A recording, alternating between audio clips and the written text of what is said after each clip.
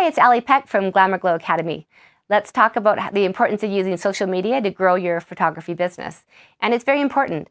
I have started a few years ago asking my clients if they would please post their images on Facebook and social media.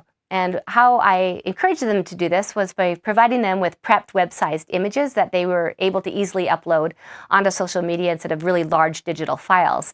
So I made it easier for them to do, and I asked them if they would do this and also tag me in these images so that their friends and families would see these gorgeous images and wonder where they can go and have something similar done, and it would lead back to my business page or to my website.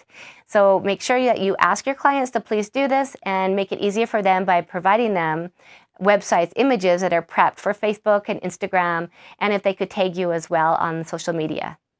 If you enjoyed this tip, I'd love to see you at glamorglowacademy.com, where we have many more things for you to learn and grow as a photographer.